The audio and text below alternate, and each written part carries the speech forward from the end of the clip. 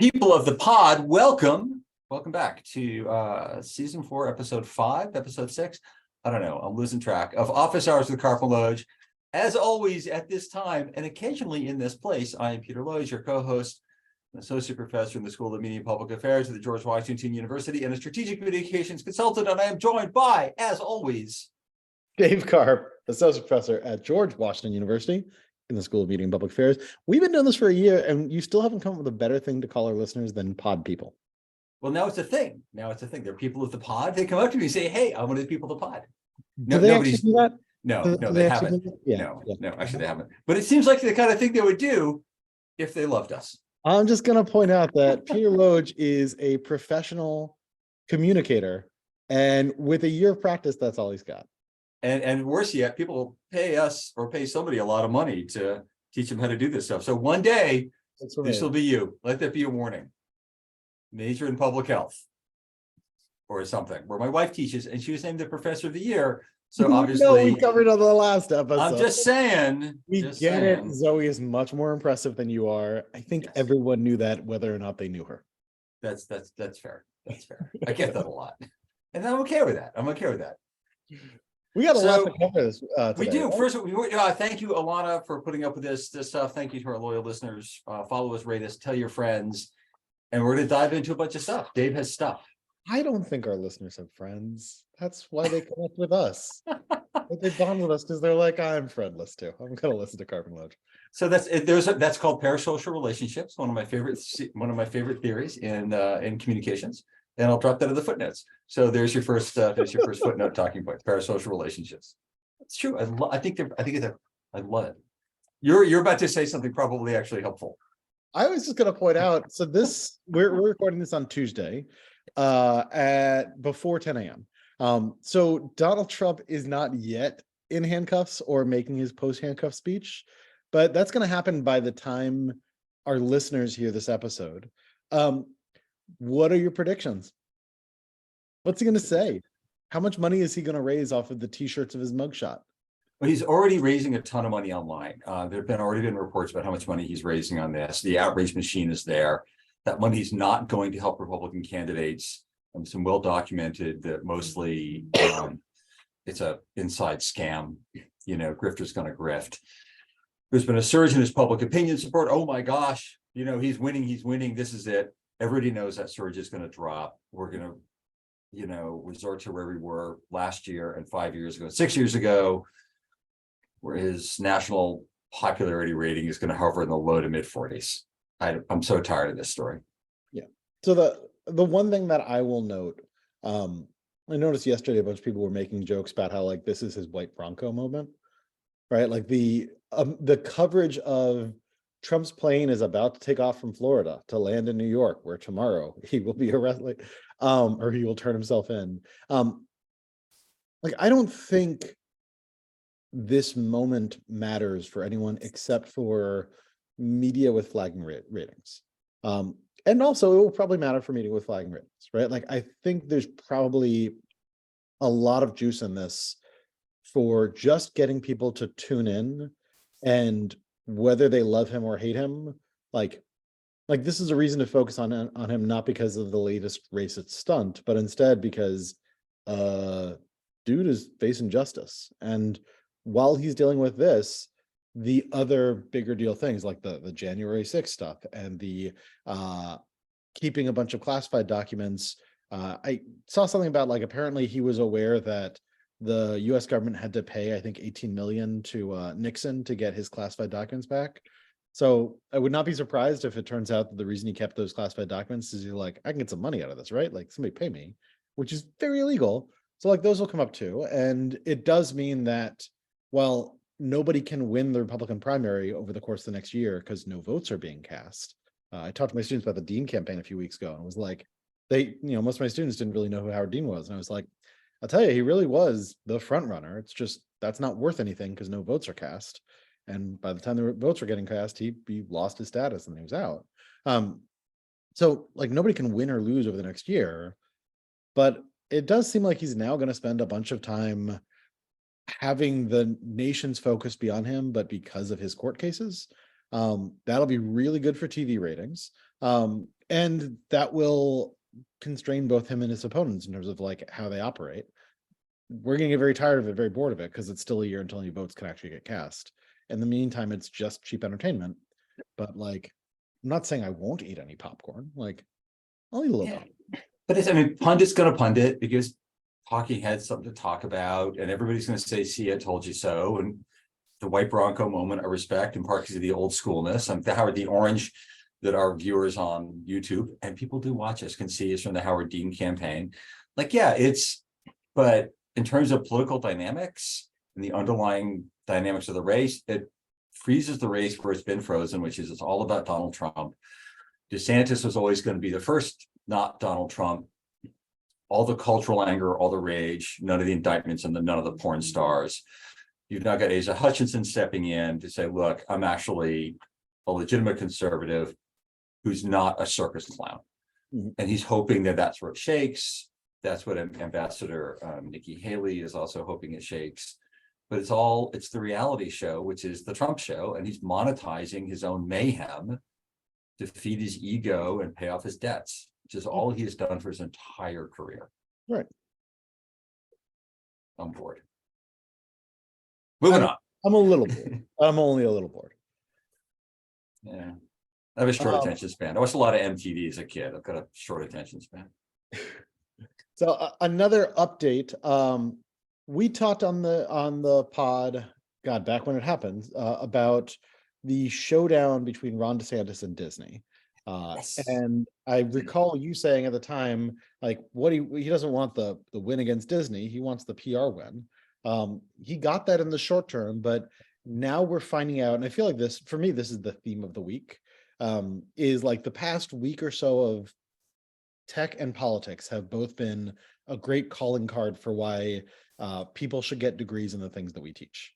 Because it turns out, while strategic political communication isn't rocket science, it is not something that you want to do without, right? So like, he passed he passed his like anti-Disney measure, and before the Reedy Creek, whatever, like board got sunset, they're like, oh, we're going to pass some new binding rules that include the rule that the new board can't do anything until King Charles and his descendants have been dead for 20 something years. And they wrote it so that like that will hold up, like that shit will hold up in court. And like that was well noticed in advance, but since he didn't have anyone on his team who was actually reading the news that he was fighting with, they just didn't notice it. And now he looks like a chump.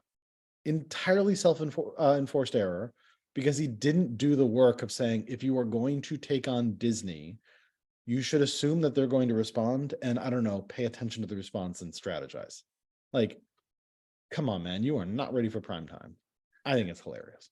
I mean, that's a funny, but again, it's only to the people who are paying attention to that. And good on Disney for coming up with that little clever, like, how can we do this to lock in the policy when we know we're going to get anyway?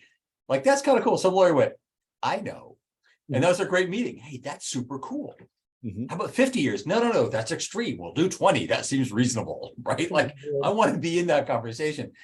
But this still allows DeSantis to go on the campaign trail and say, I told that pretend cartoon mouse, we don't believe in your woke, aggressive agenda, Walt Disney, who was none of those things, whatever. But like, he still gets to take it on in California and do the thing with all the rage, with none of the indictments and none of the porn stars. He's a vehicle for that stuff. And I just don't think, I mean, it does demonstrate, I'm going back to my belief that I have said on the pod before and keep saying it, that I think he is ultimately a Hobbesian candidate. I think he is nasty, brutish, and short. And I think that's going to describe his campaign. Like, he's already fading a little bit, partially because the campaign's becoming about Trump again, which it always was, but partially because I think the deeper the party elites look at DeSantis, the more they're going to be left just thinking like, really him? And this does tie in there where like, this isn't going to be a like mass public disqualifying event, but it is a moment where all of the elite validators who should be lining up behind him are like, oh, you screwed that up? Really? Right. Now we look like putzes. And it's like, this is blocking and tackling for strategic political communication. Like, be aware like, okay, they've got this Reedy Creek board for another few months. They're going to try something. Yeah. The other thing, this is a tangent, but the other thing that this reminds me of, I've been saying on generative AI for a while with copyright, that I think a major moment that hasn't happened yet is Disney deciding what they think of generative AI and pointing their lawyers towards whatever they want to point it to. Like right now, we've got a lawsuit from Getty Images about image-based AI stuff. And like, that's a serious lawsuit, but Getty does not have the sheer scale of lawyers to throw at this that Disney will. And like, this is just a reminder of like, yeah, you know what, a company that big, when they decide what their interests are, they get very creative and effective. Like that's going to come on generative AI. And it's just a reminder of like, once the content industries decide that they have some interests and direct their lawyers to defend them, they are sophisticated in their actions. I mean, I used to lobby on copyright, so I've lobbied for some of those guys and absolutely agree. But I want to bring this back actually to DeSantis and to Howard Dean. Mm-hmm. Stay with me on this. I think Dean was the front runner as a moderate governor, Democratic Leadership Council kind of a guy, who then got defined as a liberal. Well, defined himself as a liberal. Defined himself as a liberal, but also kind of got the Democratic Party was not DLC language. But is the war? It was my recollection is the war in Iraq that moved him, not the economics, and on healthcare he was not. He wasn't as liberal as a lot of liberals wanted to be. One argument about the Dean campaign is the Dean scream did him in, right? So he's at a rally and he's doing the thing. The mics are really close to him, right? That's what I'm. Stay with me. Oh my gosh, it's Howard Dean. It's the Dean scream. And if you're there in the room, it wasn't the screening, all that stuff. But it reinforced an idea and a narrative that was beginning to form with Democratic elites anyway. Oh, he's really a little nutty, right? And the orange hat he was flying in outsiders from outside Iowa to canvass, reminding everybody he's a bit of an outsider and a bit of a nut, which isn't true. Like he's a smart, interesting guy, and I thought he did a good job as DNC chair. DeSantis might be creating the same narrative. Reasonable governor, but he just doesn't think things all the way through. Look at the Disney thing, not individually disqualifying, as you say, but it's one more piece of this narrative that the elites say, look, he's actually not thinking it through. He's running as a stunt as I am almost Trump, but that's not really enough. We actually need a grown-up. You know who's a grown-up? Hutchinson. But that's the gap then Hutchinson moves into. So I think it's a little different because the problem for Dean in particular, like the scream was the punctuation, but what happened before that was his collapsing numbers in Iowa. Thank you for tuning in to two old political guys talk about the 2004 primaries. But actually that is what we would do in office hours, so it's on brand for the show. That's true. So, and bear in mind the last presidential I played a major role in. I played a small role in 2004. The last one actually, like was a senior saffron, was 92. So where I'm going with this is his collapsing numbers in Iowa are because he is the front runner kind of too early. Like he is the front runner for long enough that all of the other campaigns set their sights on him and then start delivering the message, not at each other. Like there's no crossfire. Everybody's aimed at him and saying, this guy is unserious. He's the governor from Vermont who you've never heard of, from a state that is further to the left that makes him seem further to the left than Mondale. And with everybody taking aim at him and him being roughly an unknown, people then revert to, because 2004 was defined by a Democratic Party that desperately just wanted to go after George W. Bush, right? He's the president who shouldn't have been president because of the 2000 Supreme Court decision. Like, we just need a candidate. And that's where everyone reverts to, all right, I guess John Kerry, let's find, nobody's excited about him, let's just go with him. And that's the difference here is you don't have a Republican base that is desperately trying to take out Joe Biden. They don't like Joe Biden, but they don't like him in the same way they don't like every Democrat. And the defining thing about the race is really the former president, Donald Trump, is running again with all of his baggage, both the indictments, but also the, man, everybody you endorse ends up being a nut bar and lose, like you've lost Georgia Senate seats for us 3 times. And now we're starting to not like the losing. That's the defining quality. So I think that plays out different because there's always going to be the question of who is actually going after Trump versus who is waiting for him to fall and then pick up the pieces. Do they target DeSantis a year from now? Do they target Trump? And if it's not DeSantis, who is the anti-Trump? That's the real question. Yeah. I don't really buy Hutchinson being the answer to that, because he just seems too boring, and also because I just don't think reasonable flies yet in that party network. So like maybe it's Nikki Haley, or maybe it's, I don't know, it's a long time from here to there. I don't know. But I think that the argument then is that you're now constructing the narratives of who plays what role, what characters are playing out in this drama. And these are familiar dramas. And even if they're not actually familiar, even if there are real differences on the ground, and there probably are, party elites matter, media elites matter, donors matter. And we're the ones saying, this looks like the last race I did in 04, 08, 92. Yeah, 2024 is different, yeah, but not really different. And it's that kind of narrative that plays out. So the dean of the Iowa caucuses is not the dean who is governor of Vermont, and he's not the dean who is chair of the DNC. Right. Because the dean who was governor of Vermont was too unknown to become president, and the dean who chairs the DNC, he's no longer running. Right. And like it's different contexts. Back into it. All right, so let's change gears. You want to, we have to do the Musk thing because there's actually a tie to the DeSantis thing. Yeah, so Musk me, baby.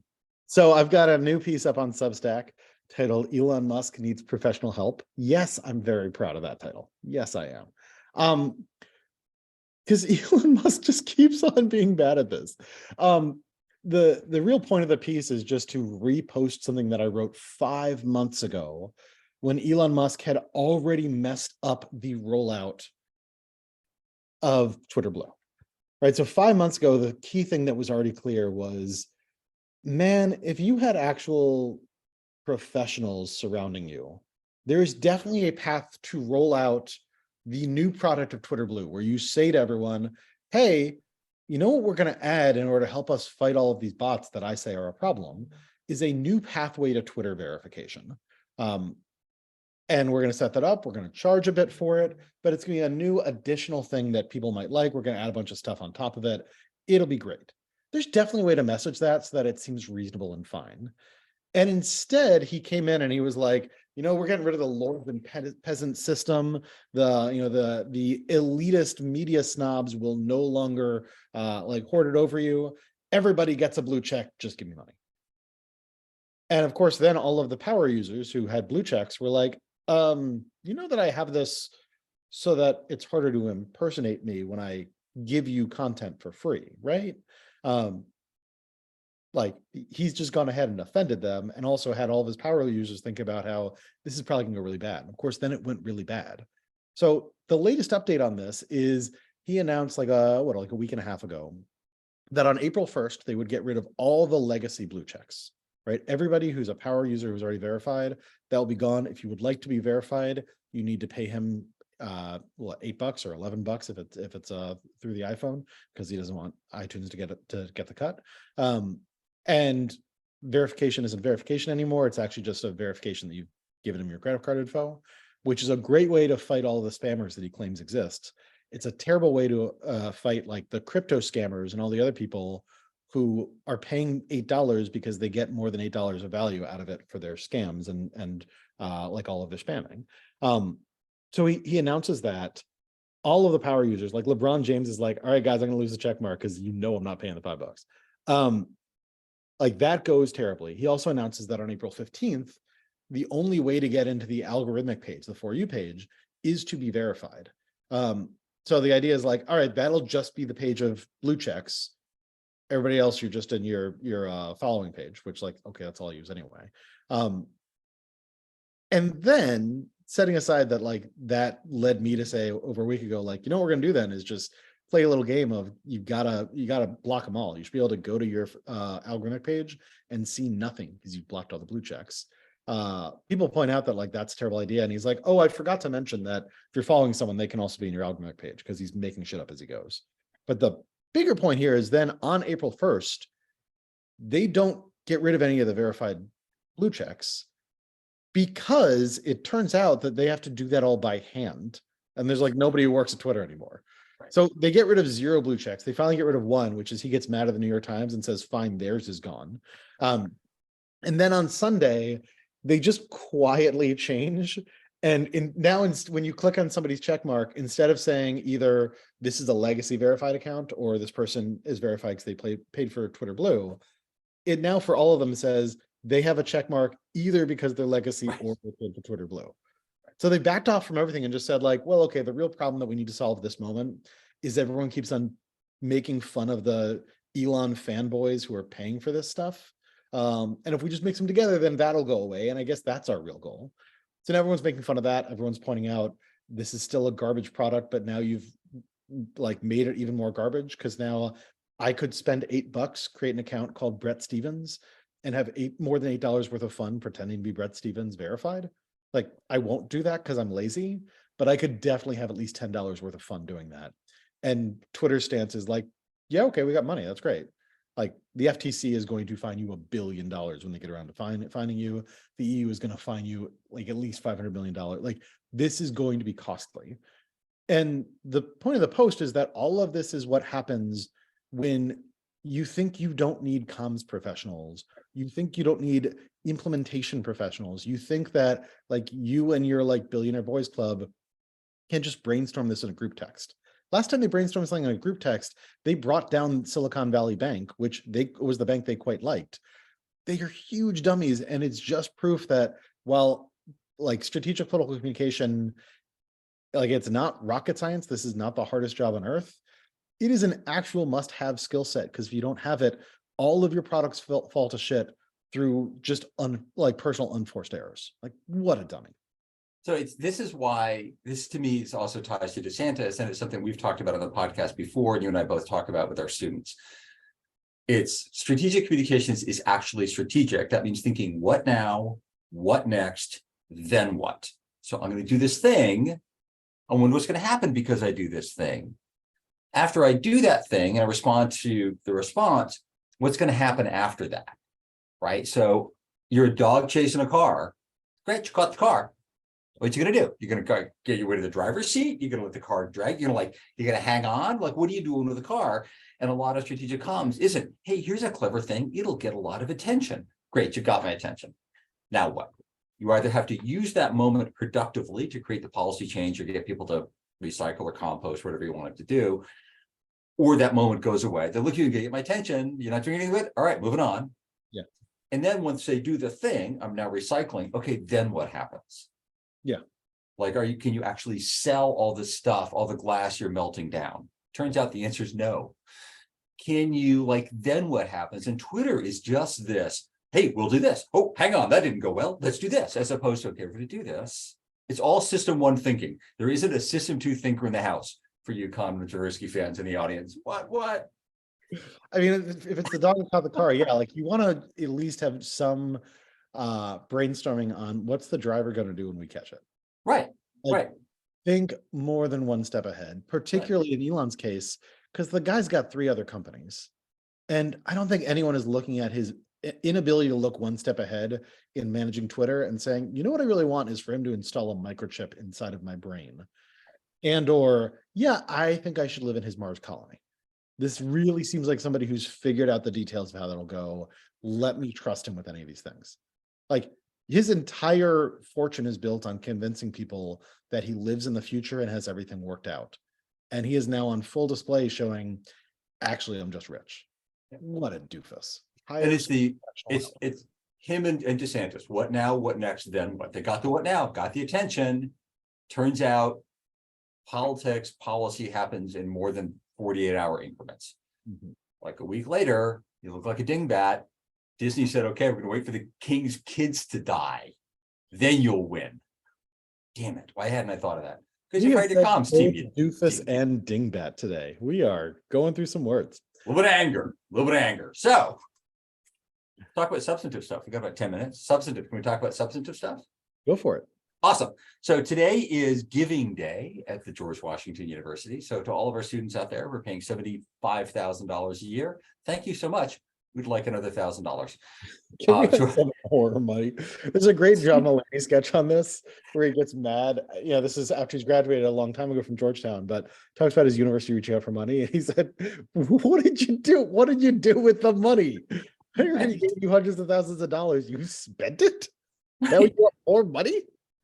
but they all do this, and the alumni give money, and I give money to Emerson College, my alma mater. I gave to Oberlin last week. They asked, and I was like, oh yeah, I love Oberlin. Here you go.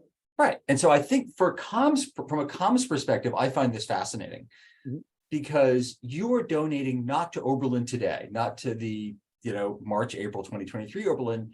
You're donating to an Oberlin you remember from when you were 20 years old. And it was different then, right? I donate to Emerson College that is in a different part of town. Like I gave a talk at Emerson a bunch of years ago saying it's great to be back. Well, actually not back because it's not there. And I made some joke about geography.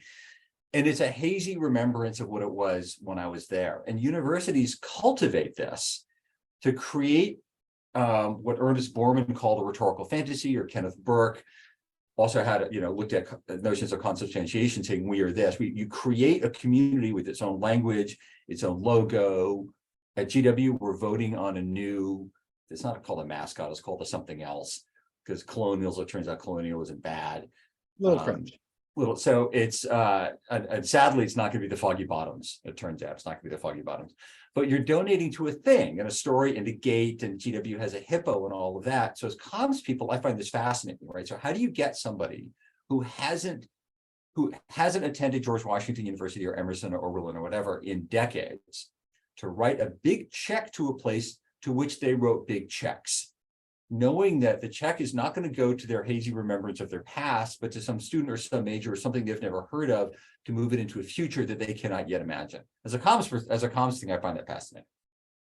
Yeah, and what stands out to me is you only have a few tools in your toolbox, right? Because what you can do is you can try to organize, while there's students there, a set of traditions that you can then re-invoke. Yeah. You can try to do really well in the NCAA tournament. That's going to give them some sort of rah college pride. That is not easy to do for most universities. I can tell you that Oberlin and Emerson not really going to win the NCAA tournament. But that said, Emerson athletics though so I played soccer at Emerson. We were a club team and we lost to the Massachusetts College of Optometry. We were bad, but one of the challenges universities have is attracting men. More women go to college than men, and you have to attract men. And so schools have athletic programs because that helps attract men. And so Emerson actually now has a full-on athletics program. Emerson Lions, Roar Lions Roar. If Gino really wants to attract men, maybe go for Foggy Bottoms. Maybe the Foggy Bottoms. You know what I'm saying. I don't even know what that means. But Emerson actually now is bragging about their athletics. And they had a nationally ranked Division III, but they women's soccer was nationally ranked. They actually did reasonably well in their conference and a couple of different sports, but it's a way to get money now. And it's hey, can you give and can you get money? So they've invented a tradition of athletics that didn't exist to raise profile, to attract students and to attract money. And I write checks.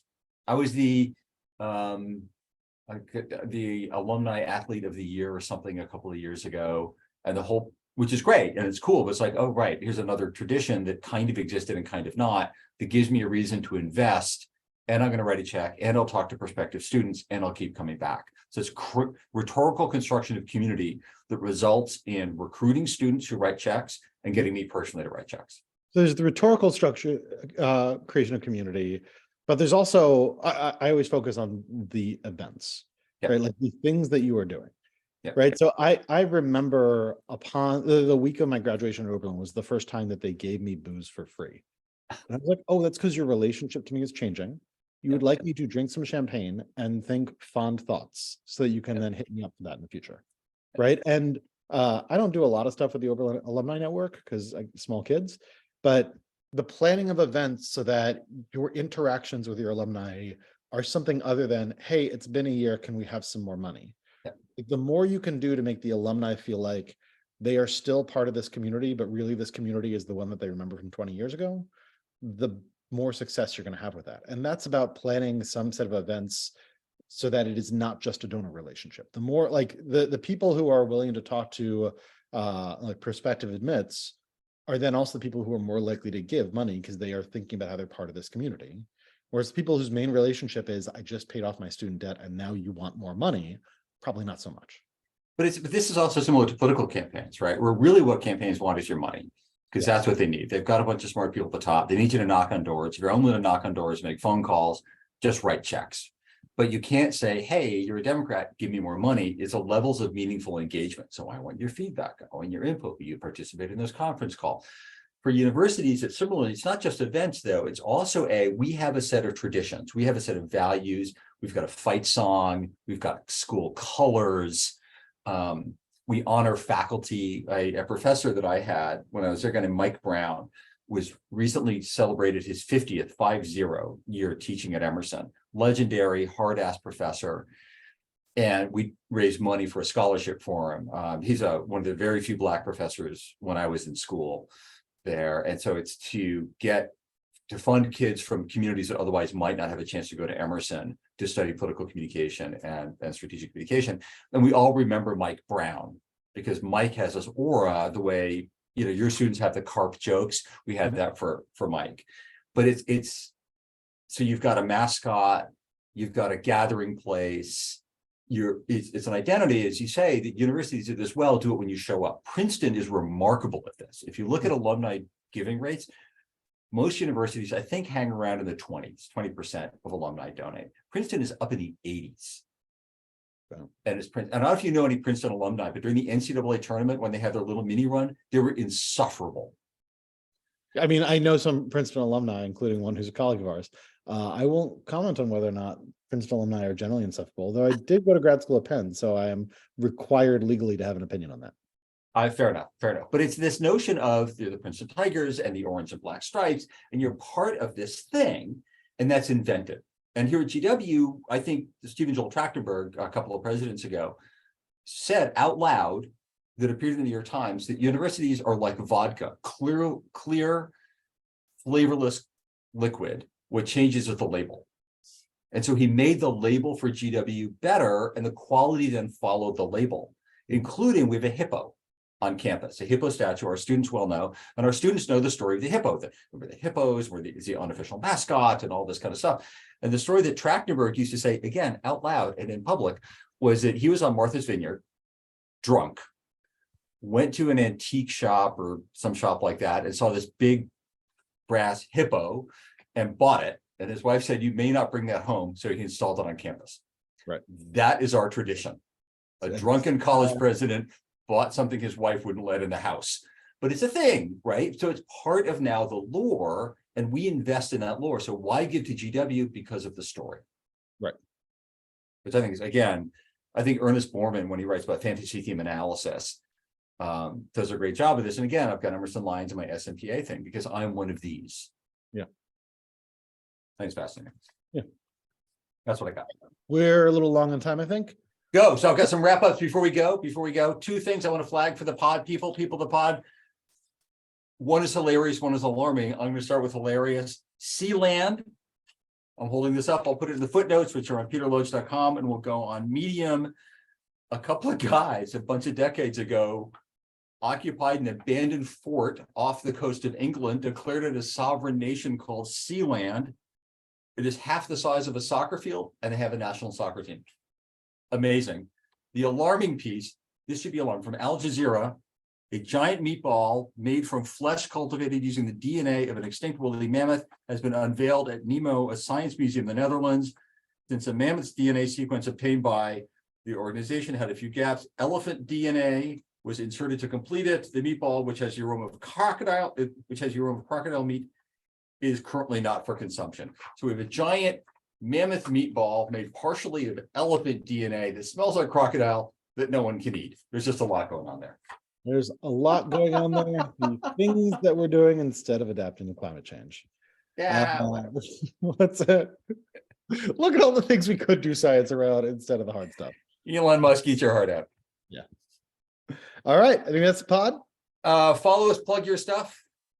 Substack. Follow me on Substack. Twitter's falling apart. davecarp.substack.com. Follow me on Twitter because I like things that are falling apart at PLOGE. And thank you, people of the pod. We'll see you in a couple of weeks. Bye.